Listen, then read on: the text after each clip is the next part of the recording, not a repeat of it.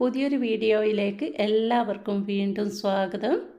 ഇന്ന് നമ്മൾ പെരുന്നാൾ സ്പെഷ്യലായിട്ട് 3 തരം അടിപൊളി ടേസ്റ്റി ആയിട്ടുള്ള പുഡിംഗ് റെസിപ്പി ആയിട്ടാണ് വന്നിരിക്കുന്നത്. വളരെ ഈസി ആയിട്ട് നമുക്ക് ഉണ്ടാക്കിയെടുക്കാനും പറ്റും. ബലിപെരുന്നാളിന് 2 ദിവസം മാത്രമേ ബാക്കിയുള്ളൂ. തിങ്കളാഴ്ചയാണ് ബലിപെരുന്നാൾ. അപ്പോൾ എല്ലാവരും ഈ ഒരു പെരുന്നാളിന് പുഡിംഗ് തയ്യാറാക്കിയെടുക്കുമ്പോൾ ഇതൊന്ന് ട്രൈ ചെയ്ത് നോക്കുക. വീഡിയോ ഇഷ്ടപ്പെടുകയാണെങ്കിൽ ലൈക്ക് ചെയ്യാനും സപ്പോർട്ട് ചെയ്യാനും മറക്കല്ലേ. അപ്പോൾ നമുക്ക് നേരെ റെസിപ്പികളൊക്കെ ഒന്ന് കണ്ടു നോക്കിയാലോ.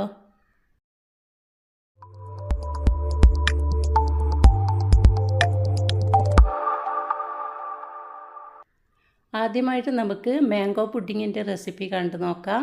വളരെ ഈസി ആയിട്ട് തയ്യാറാക്കാൻ പറ്റിയിട്ടുള്ള നല്ല രുചികരമായിട്ടുള്ളൊരു പുഡിങ്ങാണ് മാംഗോ പുഡിങ്. ഇതിൽ ചൈന ഗ്രാസോ ജെലാറ്റിനോ അതുപോലെ തന്നെ കോൺഫ്ലോറോ ഒന്നും തന്നെ ആവശ്യമില്ല.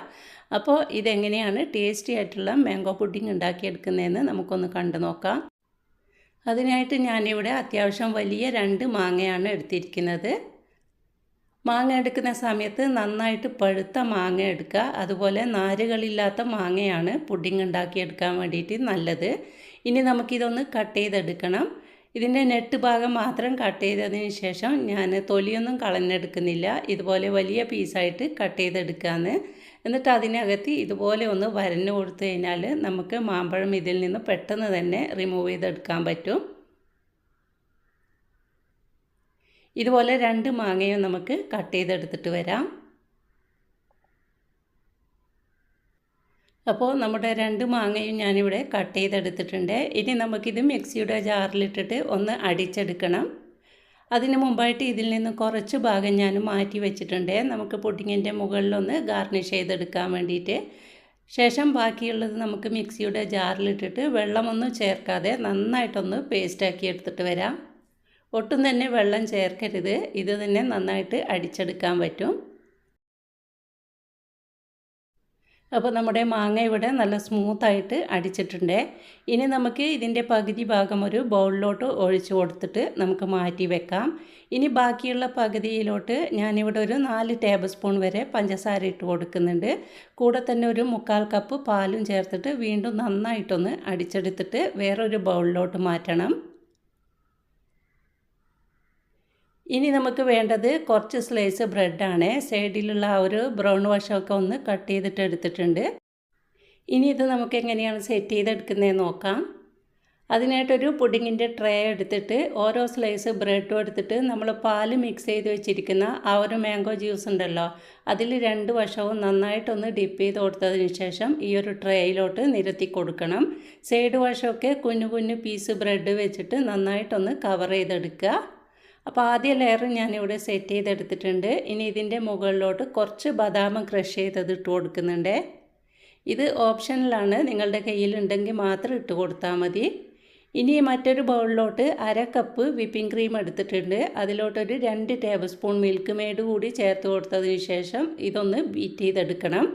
കേക്കിനൊക്കെ ബീറ്റ് ചെയ്യുന്നത് പോലെ നന്നായിട്ട് സ്റ്റിഫായിട്ട് വരണ്ട, ജസ്റ്റ് ഒന്ന് ബീറ്റ് ചെയ്ത് കൊടുത്താൽ മതി. അതിനുശേഷം നമ്മൾ നേരത്തെ മാറ്റി വെച്ചിരിക്കുന്ന ആ ഒരു മാംഗോ പൾപ്പ് ഉണ്ടല്ലോ, അതുകൂടി ഇതിലോട്ട് ചേർത്ത് കൊടുത്തിട്ട് നന്നായിട്ട് ഒന്നുകൂടി ബീറ്റ് ചെയ്തെടുക്കണം. ഈ ഒരു വിപ്പിംഗ് ക്രീമിന് മാംഗോയുടെ ഫ്ലേവർ കിട്ടാൻ വേണ്ടിയിട്ടാണ് ഇങ്ങനെ ചെയ്യുന്നത്. വീണ്ടും നന്നായിട്ടൊന്ന് അടിച്ചെടുക്കാം.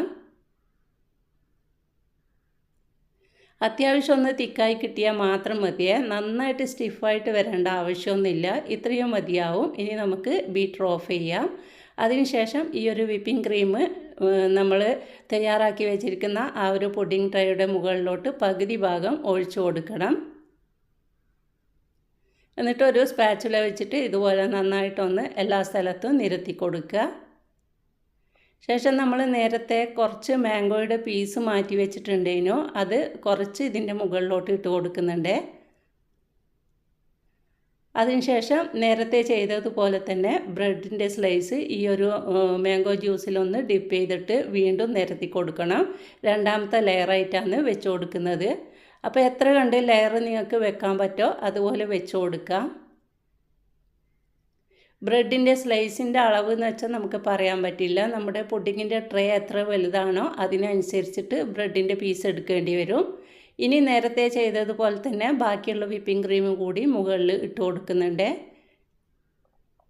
ശേഷം നമുക്ക് ബദാം ക്രഷ് ചെയ്തതും അതുപോലെ തന്നെ മാംഗോ പൾപ്പും ഒക്കെ ഇതിൻ്റെ മുകളിലോട്ട് ഇട്ട് കൊടുക്കുക.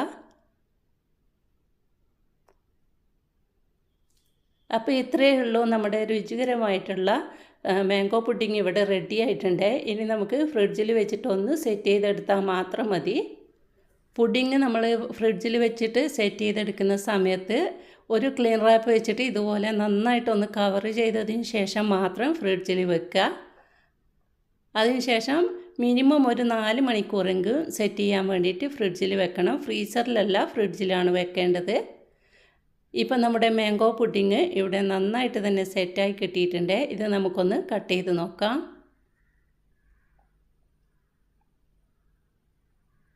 കണ്ടല്ലോ, നല്ല അടിപൊളി പുഡിംഗ് ആണ്. അപ്പോൾ എല്ലാവരും ഒന്ന് ട്രൈ ചെയ്ത് നോക്കുക. ഉണ്ടാക്കി നോക്കുമ്പോൾ നിങ്ങളുടെ അഭിപ്രായം അറിയിക്കാൻ മറക്കല്ലേ.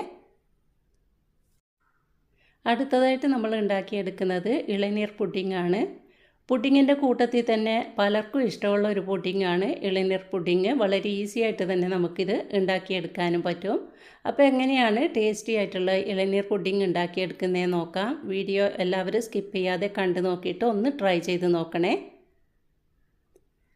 ആദ്യം തന്നെ നമുക്ക് ചൈന ഗ്രാസ് ഒന്ന് കുതിർത്തി വെക്കണം. അതിനായിട്ട് ഞാനിവിടെ 2 ചൈന ഗ്രാസാണ് എടുത്തിരിക്കുന്നത്. അതായത് 10 ഗ്രാമിൻ്റെ 2 ചൈന ഗ്രാസ് എടുത്തിട്ടുണ്ട്. ഞാനിപ്പോൾ 1 ലിറ്റർ പാലിനാണ് ഈ ഒരു പുഡിംഗ് ഉണ്ടാക്കിയെടുക്കുന്നത്. 1/2 ലിറ്റർ പാലിനാണ് ഉണ്ടാക്കിയെടുക്കുന്നതെങ്കിൽ 1 ചൈന ഗ്രാസ് എടുത്താൽ മതി. 10 ഗ്രാം ചൈന ഗ്രാസ് മതിയാവും. അപ്പോൾ ചൈന ഗ്രാസ് ഞാൻ കുറച്ച് വെള്ളം ഒഴിച്ചിട്ട് സോക്ക് ചെയ്ത് വെച്ചിട്ടുണ്ട്. ഒരു 5 മിനിറ്റ് നമ്മളൊന്ന് കുതിർത്തി വെക്കണം. അതിനുശേഷം ഞാനിവിടെ 4 കപ്പ് പാൽ, അതായത് 1 ലിറ്റർ പാൽ ഒരു കടായിലോട്ട് ഒഴിച്ചു കൊടുത്തിട്ട് 1/2 കപ്പ് പഞ്ചസാര കൂടി ഇട്ട് കൊടുത്തിട്ട് ഒന്ന് തിളപ്പിച്ചെടുക്കുന്നുണ്ട്. നന്നായിട്ട് തിളക്കേണ്ട ആവശ്യമില്ല, നന്നായിട്ട് ചൂടായി കിട്ടിയാൽ മാത്രം മതി.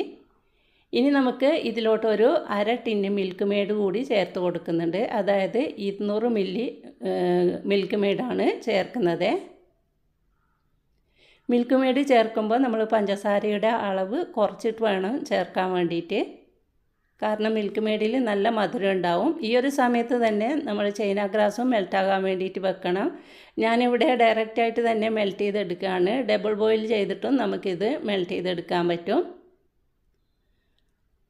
അപ്പോൾ പാലും പഞ്ചസാരയൊക്കെ നന്നായിട്ട് മെൽറ്റായി വന്നിട്ടുണ്ട്. പാല് നന്നായിട്ട് ചൂടായി കിട്ടിയിട്ടുണ്ട്. അപ്പോൾ മധുരം കുറച്ച് കുറവായത് കാരണം ഞാൻ 2 ടേബിൾ സ്പൂൺ കൂടി പഞ്ചസാര ചേർത്ത് കൊടുത്തിട്ടുണ്ട്. പുഡിങ്ങും പായസമൊക്കെ ആകുമ്പോൾ മധുരം കുറച്ച് മുന്നിട്ട് നിൽക്കുന്ന രീതിയിൽ വേണം ചേർത്ത് കൊടുക്കാൻ. എന്നാൽ മാത്രമേ ടേസ്റ്റ് ഉണ്ടാവുള്ളൂ.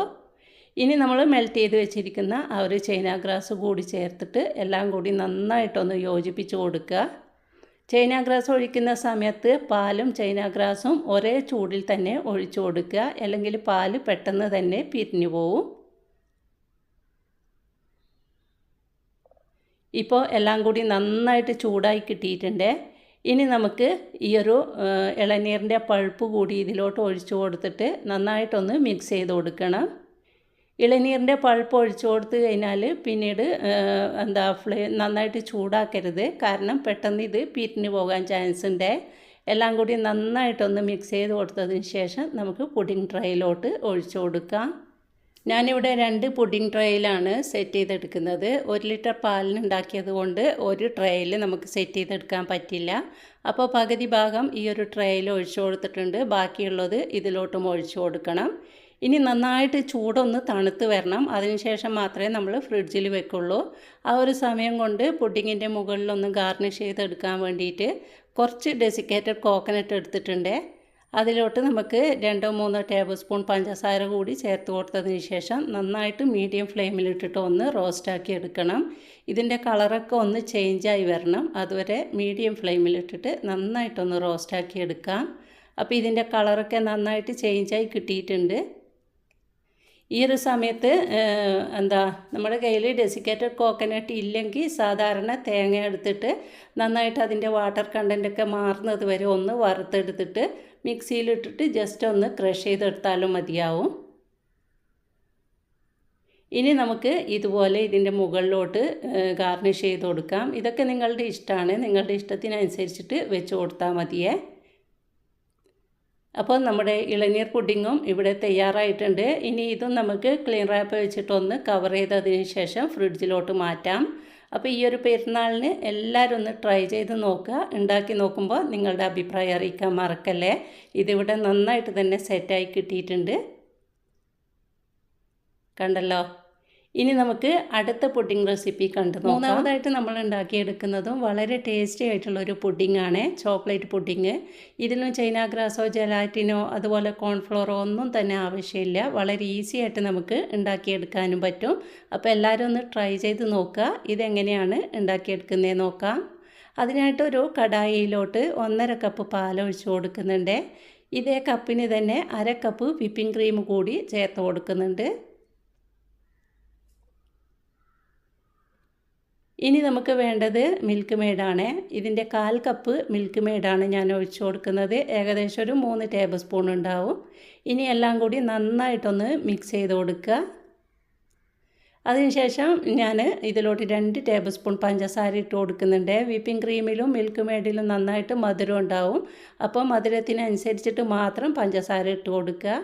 ഇനി മറ്റൊരു പാത്രത്തിലോട്ട് 100 ഗ്രാം ഡാർക്ക് ചോക്ലേറ്റ് ഞാൻ എടുത്തിട്ടുണ്ട്. അതിലോട്ടൊരു 2 ടേബിൾ സ്പൂൺ വിപ്പിംഗ് ക്രീം കൂടി ചേർത്തിട്ട് നന്നായിട്ടൊന്ന് ചോക്ലേറ്റ് ഗനാഷ് ഉണ്ടാക്കിയെടുക്കണം.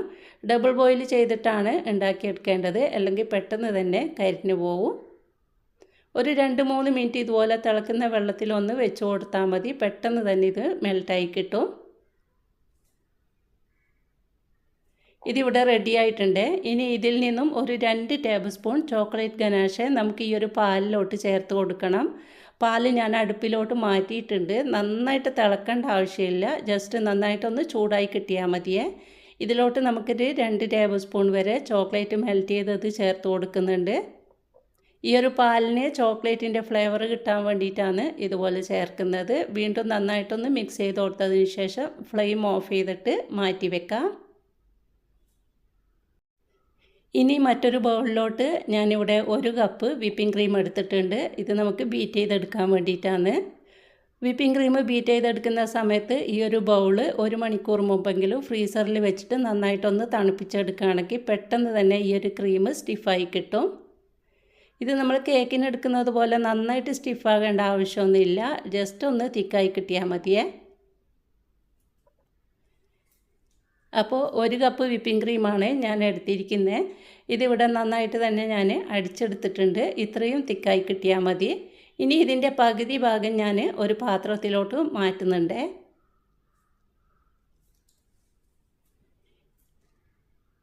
ബാക്കിയുള്ള പകുതിയിലോട്ട് നമ്മൾ നേരത്തെ മെൽറ്റ് ചെയ്ത് വെച്ചിരിക്കുന്ന ആ ഒരു ചോക്ലേറ്റിൻ്റെ ഒരു 1.5 ടേബിൾ സ്പൂൺ വരെ ഒഴിച്ചു കൊടുത്തിട്ടുണ്ട്.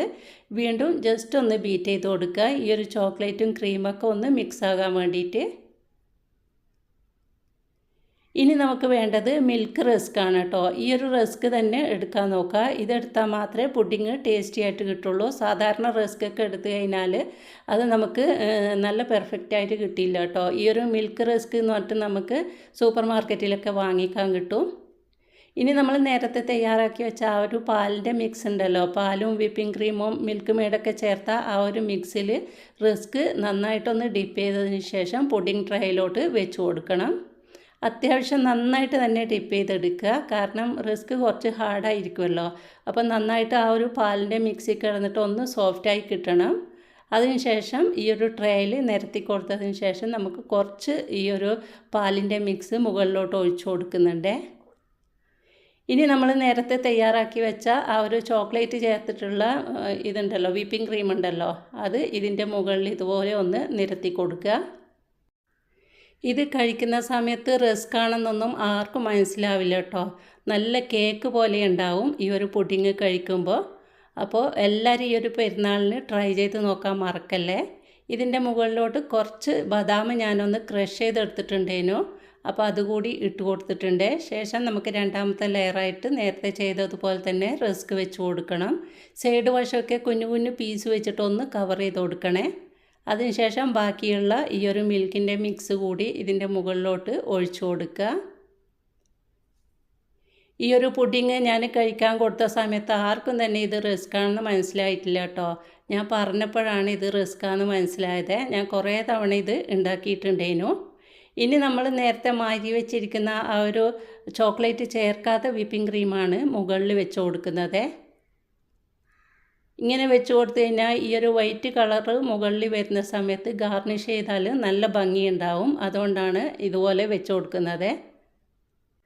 ഈ ഒരു ക്രീം എല്ലാ സ്ഥലത്തും ഇതുപോലെ ഒന്ന് നിരത്തി കൊടുത്തതിന് ശേഷം നമ്മൾ നേരത്തെ തയ്യാറാക്കി വെച്ചിരിക്കുന്ന ആ ഒരു ചോക്ലേറ്റ് ഗനാഷ ഉണ്ടല്ലോ, അത് ഒരു പൈപ്പിംഗ് ബാഗിലോ ഇല്ലെങ്കിൽ ഒരു സ്പൂണോ ഉപയോഗിച്ചിട്ടോ നമ്മുടെ ഇഷ്ടത്തിനനുസരിച്ചിട്ട് ഇതിൻ്റെ മുകളിലൊന്ന് ഗാർണിഷ് ചെയ്ത് കൊടുക്കാം. ഇതൊക്കെ നിങ്ങളുടെ ഇഷ്ടമാണ്. ഞാനിപ്പോൾ ഇതുപോലെയാണ് വെച്ച് കൊടുക്കുന്നത്.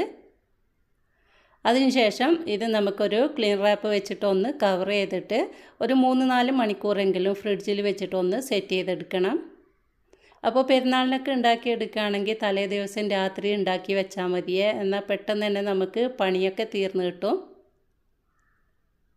അങ്ങനെ നമ്മുടെ പുഡിങ് ഇവിടെ നന്നായിട്ട് സെറ്റായി കിട്ടിയിട്ടുണ്ട്. നേരത്തെ തയ്യാറാക്കിയിട്ടുള്ള ഇളനീർ പുഡിങ് ഞാൻ കട്ട് ചെയ്യാതെ ഇരുന്നത് അത് വേറൊരാൾക്ക് വേണ്ടി ഉണ്ടാക്കിയതായിരുന്നു. അതുകൊണ്ടാണ് കേട്ടോ.